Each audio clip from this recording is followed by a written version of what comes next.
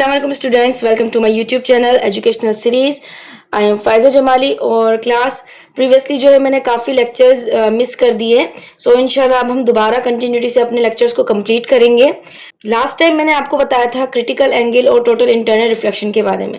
आज हम पढ़ेंगे कि किस तरह से टोटल इंटरनल रिफ्लेक्शन के ऊपर ऑप्टिकल फाइबर वर्क करता है। तो उससे पहले हम जानेंगे कि ऑप्टिकल फाइबर क्या होता है। ऑप्टिकल फाइबर हमारे पास आजकल कंडक्टर्स को रिप्लेस करके उसकी जगह यूज किया जा रहा है। ऑप्टिकल फाइबर बेसिकली कोई भी नेटवर्क हो, चाहे वो टेलीकम्युनिकेशन हो, वेबसाइट्स हो, इंटरनेट हो, उसकी ट्रांसफर के लिए जो हम यूज कर रहे हैं मीडियम, वो हमारे पास ऑप्टिकल फाइबर होता है। जो इस स्ट्रक्चर के 5 to 4 लेयर्स होती हैं और इसकी इंसुलेशन बहुत ज़्यादा सॉलिड और बहुत ही अच्छी क्लास की होती है। इसके अंदर दो टाइप्स के हमारे पास सेंटर के अंदर जो है वो थ्रेड यूज होते हैं। कि आपने देखा होगा जैसे हमारे राउटर्स के अंदर जो वायर लगे हुए होते हैं उसके दरमियान में बिल्कुल बारीक बारीक कंडक्टर्स लगे हुए होते हैं, वो हमारे पास ग्लास या फिर प्लास्टिक मटेरियल के बने हुए होते हैं। फाइबर के अंदर हम टोटल इंटरनल रिफ्लेक्शन कहाँ देखते हैं? अब ये जो कोर होता है इसका भी कोई ना कोई एक मटेरियल होता है और दूसरा मटेरियल इसके सेंटर में यूज हो रहा होता है। ये जो दोनों मटेरियल होते हैं ये दोनों अलग अलग रिफ्रैक्टिव इंडेक्स के ऊपर काम कर रहे होते हैं। इसका मतलब रिफ्रैक्टिव इंडेक्स कह सकते हैं कि कोई भी लाइट अगर इसके अंदर से गुजरेगी तो वो किस तरह से बैंड होगी, किस तरह से वो रिफ्रैक्ट होगी।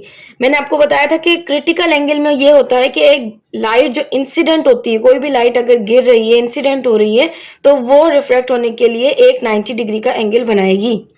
और सेकंड बात मैंने आपको बताया कि टोटल इंटरनल रिफ्लेक्शन में ये होगा कि इंसिडेंट एंगल 90 डिग्री से अबव होगा। 90 डिग्री से जब भी इंसिडेंट एंगल अबव होगा और उसके बाद वो रिफ्लेक्ट होगा तो हम इसको कहेंगे total internal reflection. So basically ये जो दोनों मटेरियल्स होते हैं, इन दोनों मटेरियल्स का रिफ्रैक्टिव इंडेक्स अलग होता है, यानी कि लाइट का जो ट्रेवल करने की जो स्पीड होती है दोनों मटेरियल में अलग होती है। सेंटर पार्ट में हाई होता है रिफ्रैक्टिव इंडेक्स और कोर के अंदर लो होता है।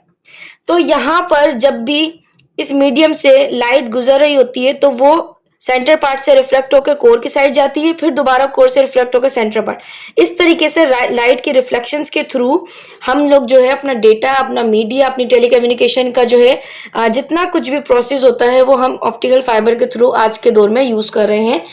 नेक्स्ट टॉपिक है हमारे पास पावर ऑफ लेंस। तो मैं आपको पहले से बता चुकी हूँ कि लेंस जो होता है एक ट्रांसपेरेंट मटेरियल होता है, उसके कुछ ना कुछ एक पावर होता है। पावर क्या होता है? कुछ फोकल लेंथ होती है। फोकल लेंथ मैं पहले ही बता चुकी हूँ। फोकल लेंथ मतलब कि कोई भी ऑब्जेक्ट जो है उसको देखने के लिए, उसको एग्जैक्ट क्लियर वे में देखने के लिए हमारे पास एक उसकी लेंथ होती है। उस लेंथ के अंदर अंदर जब हम उस ऑब्जेक्ट को देखते हैं तो वो क्लियर नज़र आती है। जैसे कि अगर किसी की आईसाइट वीक होती है, उसके आईसाइट के जो ग्लासेस होते हैं वो अगर कोई नॉर्मल इंसान लगाएगा तो उसको ब्लर नज़र आएगा, क्योंकि उसकी फोकल लेंथ वो नहीं होगी। फोकल लेंथ जो जिसकी आईसाइट वीक होगी उसकी अलग होगी, और जो नॉर्मल पर्सन होगा जिसकी हेल्दी आइज होंगी उसकी फोकल लेंथ अलग होगी। So power of lens define करता है किसी भी लेंस के फोकल लेंथ को। अगर हमें किसी भी लेंस का पावर मालूम करना है तो हम उसके फोकल लेंथ का इन्वर्स ले लेंगे।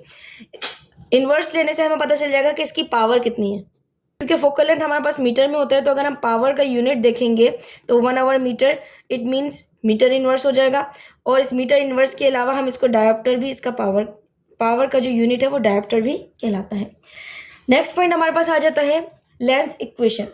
लेंस इक्वेशन के अंदर अगर हमारे पास फोकल लेंथ मौजूद है, ऑब्जेक्ट मौजूद है, ऑब्जेक्ट की इमेज मौजूद है और हमें इन तीनों से रिलेटेड कोई ना कोई चीज़ मालूम करनी है, तो हम यहाँ पर एक इक्वेशन यूज़ करते हैं जो कहलाती है लेंस इक्वेशन, जो हमारे पास कॉन्वेक्स लेंस के लिए भी यूज़ होती है और कॉनकेव लेंस के लिए भी यूज़ होती है। यहाँ एक बात याद रखिएगा कि अभी मैं लेंस की बात कर रही हूँ, मिरर की बात नहीं कर रही हूँ। मिरर के केस में कॉन्वेक्स और कॉनकेव का जो बिहेव होता है वो अलग होता है, और लेंस के केस में कॉनकेव और कॉन्वेक्स का बिहेव अलग होता है। सो बेसिकली फोकल लेंथ है हमारे पास f, डिस्टेंस ऑफ ऑब्जेक्ट है हमारे पास p और डिस्टेंस ऑफ इमेज है हमारे पास q। यानी कि जो इमेज बनेगी वो q और जो ऑब्जेक्ट होगा वो p और इसकी फोकल लेंथ उस लेंस की।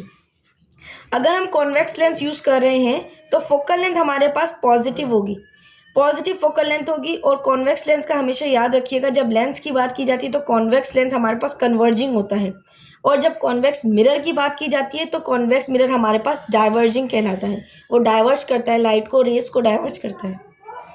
और अगर हम कॉनकेव की बात कर रहे हैं तो कॉनकेव लेंस हमारे पास नेगेटिव फोकल लेंथ का होगा। उसकी फोकल लेंथ नेगेटिव कंसीडर की जाएगी। जब भी न्यूमेरिकल्स आएंगे तो आप उसकी फोकल लेंथ को नेगेटिव कंसीडर करेंगे। और ये कॉनकेव लेंस जो है हमारे पास डाइवर्जिंग लेंस होता है, जबकि कॉनकेव मिरर हमारे पास कन्वर्जिंग मिरर कहलाता है। तो इंशाल्लाह मिलेंगे हम नेक्स्ट क्लास में और फर्दर टॉपिक्स जो हैं हम आगे की क्लासेस में डिस्कस करेंगे। इंशाल्लाह अपना ख्याल रखिएगा। तब तक के लिए अल्लाह हाफ़िज़।